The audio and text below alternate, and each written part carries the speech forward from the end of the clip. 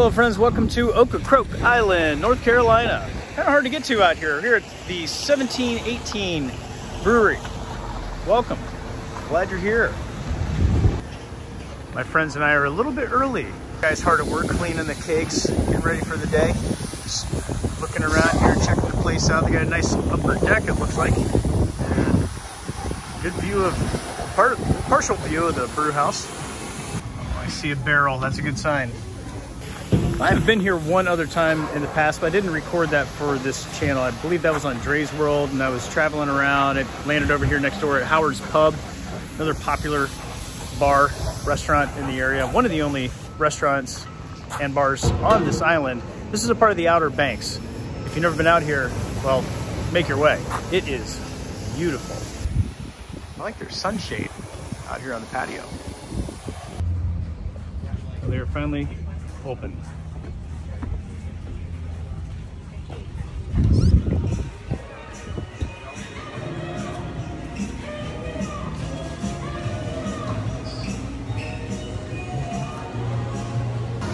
Wow, talk about a brew theater, you're right in it.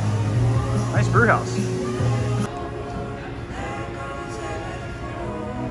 I'm gonna do the Mexican chocolate stout, please. Okay.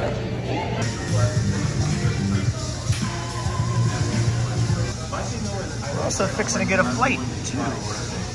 Yes, thank you.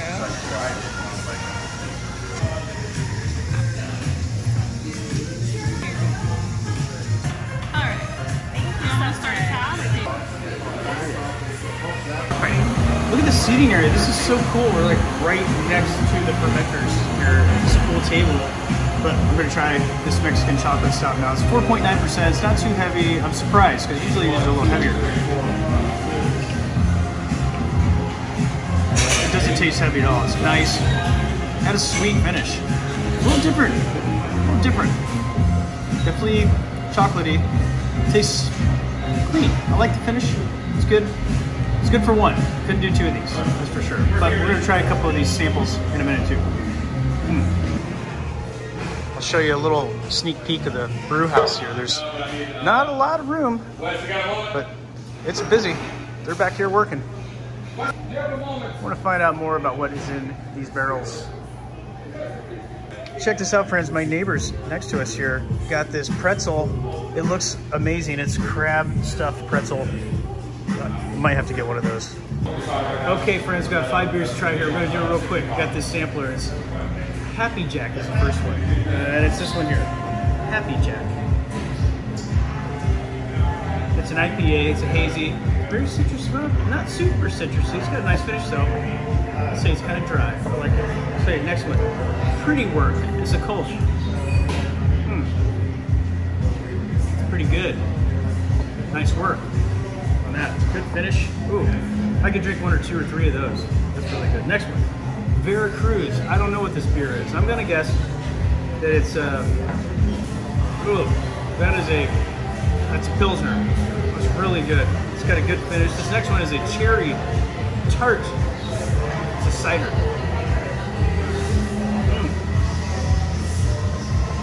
I like that finish. It's cherry, a little vinegary at the beginning, but it finishes out nice and smooth like a cherry pie. It's good stuff. I like that. I probably wouldn't do a full one though. Last one is called Sundays. IPA, I'm guessing.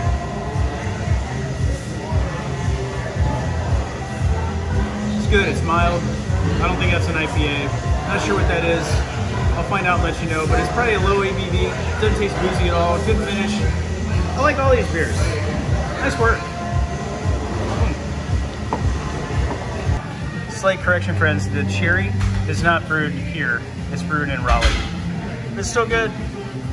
Hey friends, well, I'm sitting here with my new friend Pete. You might have seen him in the last shot, giving us a thumbs up. But he is the brewer of all this fine beer. So I thought we'd take a minute and talk to this guy. He makes some good beer. Thank you very much. Yeah, I really like this Mexican chocolate. Yep. Man, this is really good. So you were telling me a little bit about this. Yep. So we use some Ghana cocoa nibs and toss that in there. And like I said, we use some Ecuadorian cinnamon chips. Like I said, we don't use the cinnamon sticks that you're familiar with. Yeah. Those are fairly acrid and can be a little bit oily. And so what we do is we activate these chips and we heat them up, preferably around 185 degrees, and it activates the oils. And then that's what you get a lot of that out of, without the bitterness, without any of the astringency that you're used to maybe tasting off of those cinnamon sticks if you've ever had like a hot toddy or whatever that is. Not that. So we're trying to get all the flavor and none of the bitterness. It's so good. It's just right. This is a nice. It's been dialed in for some years. It's taken a little bit of time, and like I said, ingredients matter. It's very expensive. But that's part of the deal. So we try not to sacrifice quality for consistency and Well, I can tell that in the rest of your beers too. Do you have a favorite that you're brewing right now? Right now, so for me, that's kind of like asking about music. So it's kind of like what's your vibe right now? If I'm early in the day and I'm on the beach or I'm hanging out, definitely Veracruz, and that's a Mexican lager that we actually add salt and lime to in the brew itself. And my thought behind that was, a lot of people actually rim like Modelo's with salt and lime, and they kind of garnish it like that. And I said, well, why don't we just add it now and add it in the in the process instead of having to add it post. And it seems to turn out really well, and it's a good offering coming off the beach. You got a little bit of electrolytes and like I said, lime and everything else. And we have to be very careful. Where I previously brewed, we would brew beers in the 12-13% range, stuff like that. And when I first came here, I was wondering, why don't we do that kind of stuff? And he had a very good point, the owner, Garrick, that we can't really push those heavy beers on people when they're coming off the beach and stuff like that. It needs something refreshing and something that's going to kind of cleanse the palate. If I'm not early in the day and I'm not, worried about inebriation, I will drink the front side. It's a modern West Coast, so we kind of blend the style of New England with the bitterness and the amber color and a little bit of that caramel flavor coming across. And I really am very happy with that beer. I think it's the 5th rendition that we've had at this point.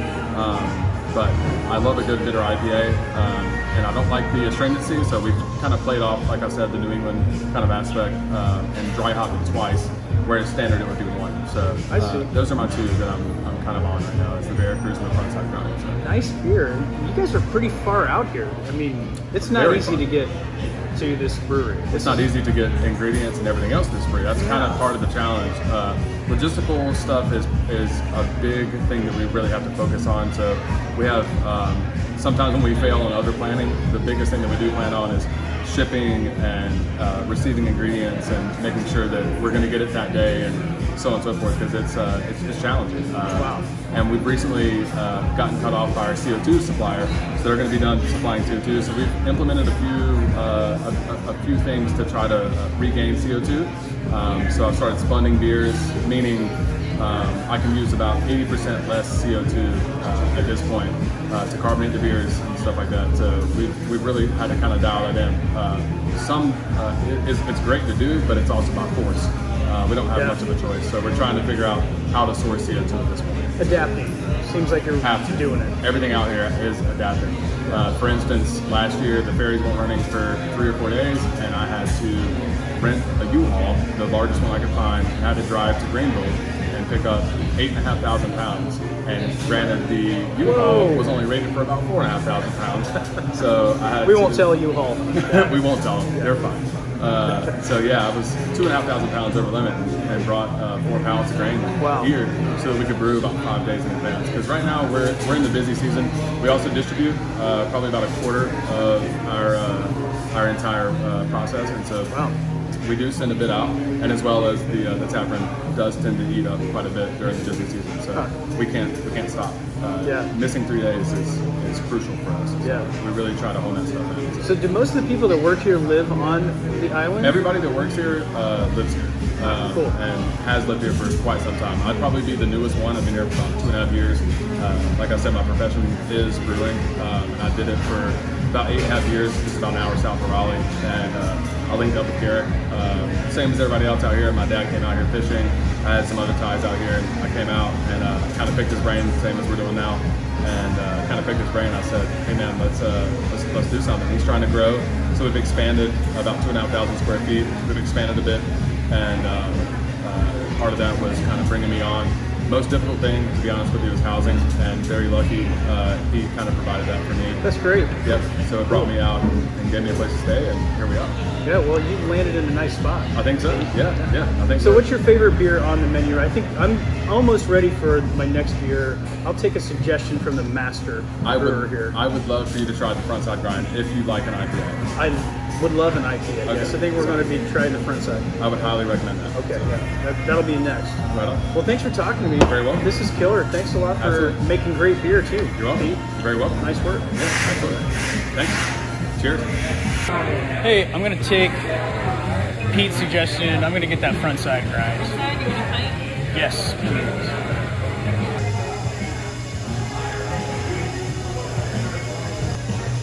It's Callison. 7.4% West Coast IPA. Front side grind. Nice. I like the skateboarding reference. Was never much of a trickster on the skateboard.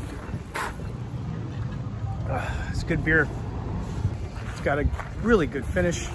Really good. Wow, it doesn't taste like a 7.4% beer. Citrusy. It's lovely in all the right ways. Now my friend Kim got the raspberry pie. She will not be tasting it on camera, but I will. You didn't even ask. Tastes like raspberry pie. I'm just finishing up that last beer and putting it in the glassware container that's down here by the trash can.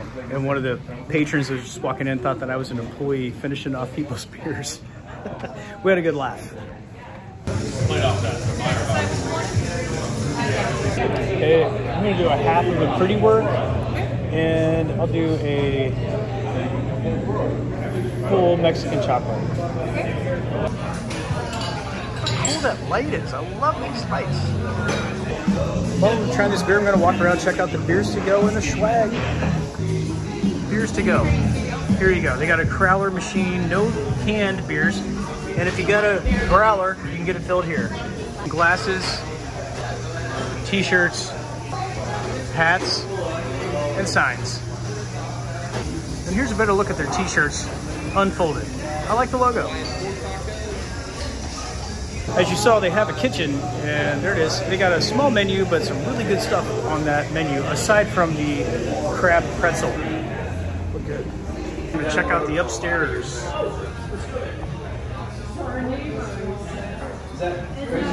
Space.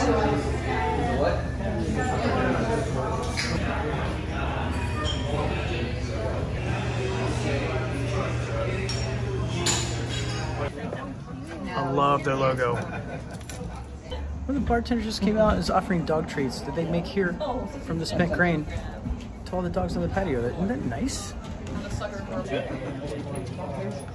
Oh, you're a little wolf. You're a little mini wolf.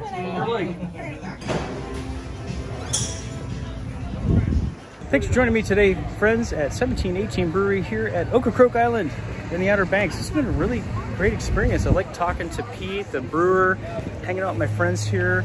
The beer was awesome. The environment's awesome. People are just all in vacation mode here. You can see they're taking their rental bikes around, rolling around town. We're gonna go explore a little more this afternoon, friends. So this is where I bid you adieu. I appreciate your company here at 1718. I'll see you at the next brewery.